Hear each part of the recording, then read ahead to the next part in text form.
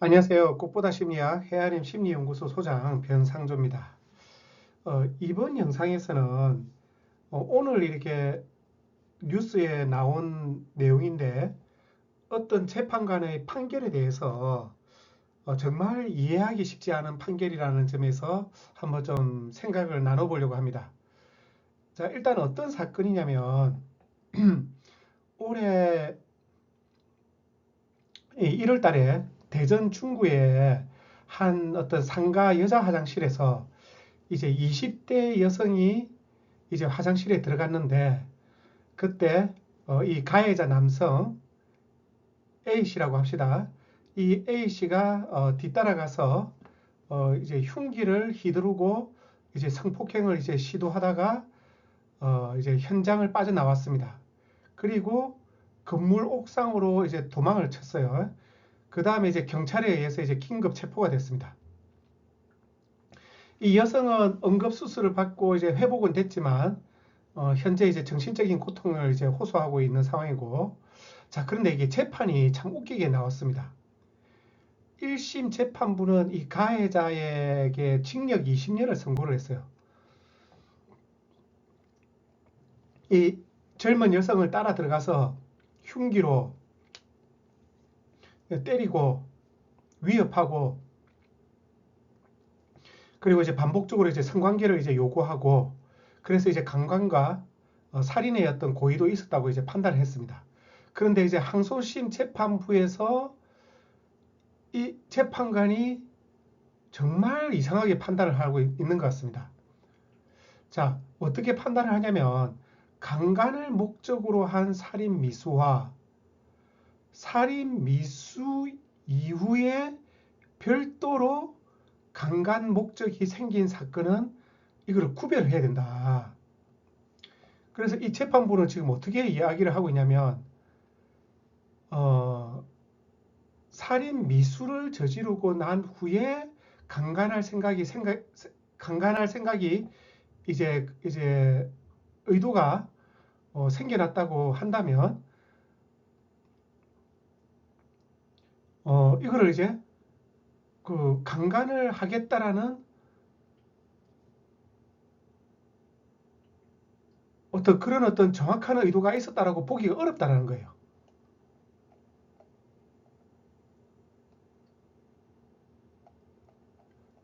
자, 근데 이 사건을 이렇게 처음 들었을 때 이제 많은 사람들이 이렇게 생각할 수가 있어요. 이게 왜 감형이냐? 이 여자 화장실을 따라 들어가서 흉기를 휘두르고 성폭행을 시도했는데 1심은 20년, 항소심은 13년. 이 결과가 이제 납득이 이렇게 누가 될 수 있을지 모르겠습니다. 오히려 이 납득이 안 된다라는 게 오히려 이렇게 자연스러운 반응이 아닐까 싶어요. 왜냐하면 이 판결은 상식적인 어떤 판결이 아닌 것 같습니다. 자, 그 재판부가 이상하게 판단을 한 지점은 강간 의도가 언제 생겼느냐 이겁니다. 그러니까 처음부터 강간하려고 따라 들어갔으면 20년이고 흉기로 찌른 뒤에 강간 생각이 이제 뒤늦게 났으면 그거는 이제 13년이 되는 거예요. 이게 말이 되는 건가요, 이게? 근데 여기서 중요한 게 그 재판관이 그걸 어떻게 그러니까 이제 우리 안에 있는 어떤 심리적인 어떤 내용에 대해서 심리적인 어떤 요소들이 무엇이 무엇에 더 선행하는지 사실상 인과관계를 판단하기가 쉽지가 않아요.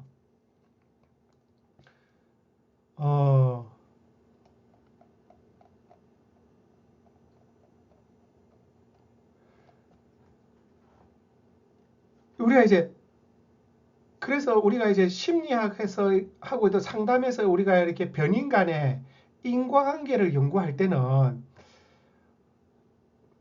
여러 가지 어떤 선행 연구와 이론을 뒷받침을 해서 논리적으로 판단이 될 때 그때 어떤 변인이 다른 변인에 앞선다라는 식으로 인과관계로 판단을 하게 됩니다. 뭔가 이론적 근거가 충분할 때 무엇이 무엇에 시간적으로 선행한다고 알 수가 있는 거죠. 그러나 지금 이 재판관의 이 생각은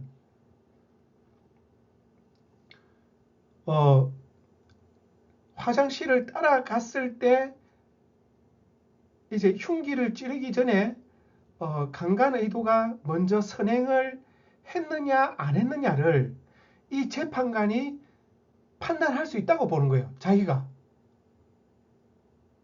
이거 말이 안 되는, 이거는 제가 이제 법률적으로 이렇게 잘 알지는 못하는 사람이라서 이 내용에 어떤 그 법적인 어떤 요소들이 더 전문적으로 들어가 있는지는 모르겠으나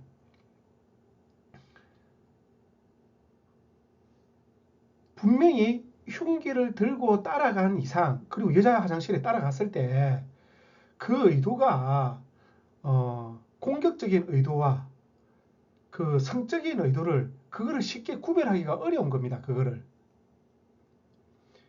이 성적 충동과 공격적 충동이 함께 섞여 있는 상태에서 이 사람의 행동이 이루어질 가능성이 높은 거예요. 그런데 그렇게 섞여 있는 어떤 심리적 요소가 그렇게 섞여 있어 가지고 함께 어떤 그 칼을 찌르고 위협하는 행동이 나타나는 건데, 그러니까 이제 공격적인 의도와 성적인 의도가 같이 혼합되어서 어떻게 이제 위협을 하는, 화장실을 따라가서 위협할 수 있는 그런 행동이 나타나는 건데, 이 재판관은 자기가 얼마나 똑똑한 건지 모르겠지만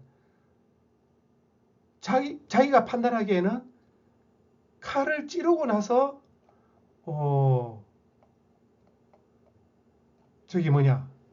칼을 이렇게 찌르기 전에는 강간 의도가 없었다라고 보는 거죠. 그러니까 이제 그러니까 이 사람이 이제 재판관이 뭐라고 말을 하냐면, 강간이 목적이었다면 흉기로 협박을 해서 옷을 벗기려는 행위가 먼저 있어야 된다, 이렇게 보는 거예요. 그런 어떤 구체적인 행위가 있어줘야만 강간 의도가 있었다라고, 이렇게 강간 의도가 있는 상태에서 칼을 찔렀다라고 보는 거예요. 아니, 이러한 행위는 결과론적인 것이죠. 결과론적인 것. 만약 이 가해자가 이 범죄를 저지를 때 긴장하고 불안한 어떤 그런 상태였다면 위협 그 자체에 초점이 가 있지, 뭔가 실제적으로 이제 옷을 벗기려고 하는 그런 행위를 이렇게 못할 가능성도 있는 거예요. 못할 가능성도 있을 수가 있는 겁니다. 그런데 그 행위가 없다라고 해서 그 강간 의도가, 그 옷을 벗기려는 행위가 없다고 해서 강간 의도가 없었다, 이렇게 판단하는 거는, 이거는 완전히 그 독심술의 오류 중에서도 진짜 끝판왕이라고 볼 수가 있는 거예요.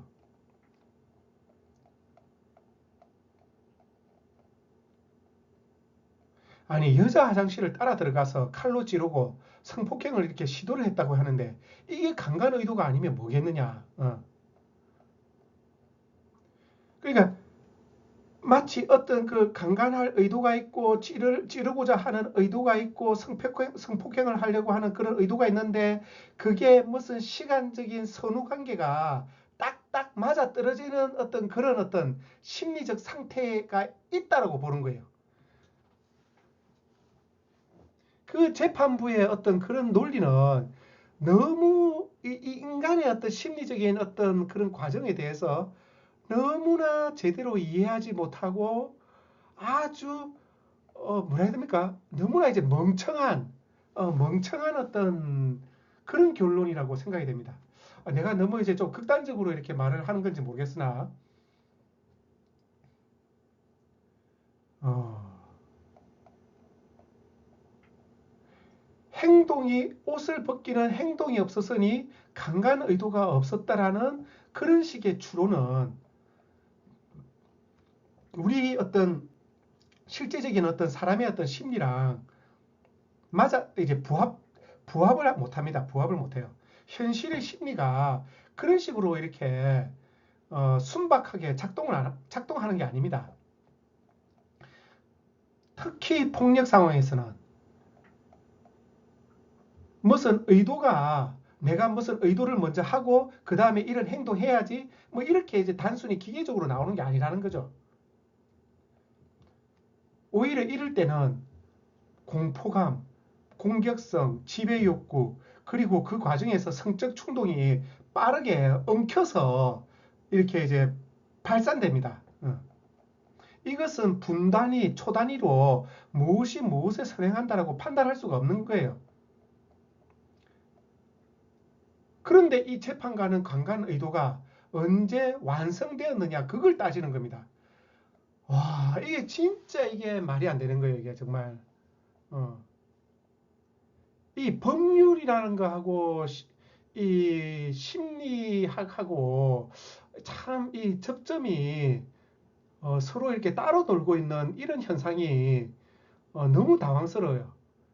왜냐하면 그 재판관도 인간이고 인간인 이상 이런 식의 심리조차 이런 식의 어떤 우리 마음속의 어떤 이 정신 현상조차 제대로 이해를 못하고 이렇게 재판을 한다는 게 말이 안 된다는 거죠. 그러니까 이 강간 의도라는 게 이 재판관의 생각은 이거예요. 강간 의도가 처음부터 그러니까 우리의 어떤 정신을 의식과 무의식으로 나눴을 때 강간 의도가 무의식 속에 있지 않고 그러니까 이제 무의식 밖으로 나온 상태에서 칼로 찔러야 그게 이제 강간을 하려고 하는 거라고 본다는 거죠. 우리 인간의 심리가 이런 식으로 깔끔하게 정돈되고 그렇게 흘러가지가 않습니다. 그러니까 이 재판관이 가해자의 심리적인 어떤 그런 시간 순서를 정확히 알고 있는 것처럼 이렇게 판단하는 거예요. 이거는 전지전능한 신도 할 수가 없는 거예요. 뭐 신이라면 전지전능한 신도 그 복잡한 인간의 마음속을 그거를 이제 인과관계를 명확하게 판단한다는 거는 모르겠어요. 내가 100번 양보한다고 칩시다. 신이라면 알 수 있다고 칩시다. 그런데 이 재판관이 신이에요? 그냥 그러니까 이게 재판관이 이게 전지전능할 수도 없는 거고 그 어떤 우리 심리적 흐름을 분초 단위로 쪼개어서 뭐가 무엇이 더 선행한다 이렇게 말을 할 수가 없는 거예요, 이게. 이거는 가해자 본인조차도 알 수가 없는 거예요. 내 무의식 속에 강간 의도가 있었는지 없었는지를 판단할 수가 없는 거예요. 그거를 내가 누구를 강간해야겠다라는 거를 내 무의식 속에 있는 욕구를 의식 밖으로 끄집어낸 상태에서 내가 강간해야지 이렇게 하는 건 아니라는 거죠, 이게 사람이. 그러니까 이제 이 재판관은 지금 이 재판을 내린 이 재판관은 자기가 인간의 심리를 꿰뚫을 수 있다라는 이런 어떤 오만함, 그 오만함을 버리고 재판을 해야 된다는 거죠. 그렇게 하려면 의도를 확실하게 알 수가 없으니까 그때는 다른 식으로 이렇게 선택을 하는 게 필요합니다. 그러니까 이제 단정하기 어렵지만 강간 의도가 처음부터 존재했는지는 단정하기 어렵지만 그 흉기 사용과 성폭행의 어떤 시도 속에는 어떠한 그런 의도가 충분히 내재되어 있을 가능성이 있다라고 추정을 할 수가 있다는 거죠. 그렇게 만약에 추정을 했다면 20년도 작지만 13년까지는 내려가지 않고 적어도 뭐 한 16년에서 18년 뭐 그 정도까지 감소된다면 어떻게 보면 그걸 이제 받아들일 수는 있겠죠. 우리가 조금 더 상식적으로. 그러나 이 재판관은 정말로 어이가 없다. 자기가 알 수 없는 그런 어떤 정신세계의 영역을 자기가 너무나 확실하게 알고 있다라는 이런 식의 어떤 태도로 재판을 하고 있다는 것. 자, 여러분들은 이 재판관의 결정에 대해서 어떻게 생각을 하십니까?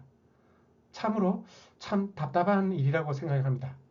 예, 이것으로 영상을 마치겠습니다.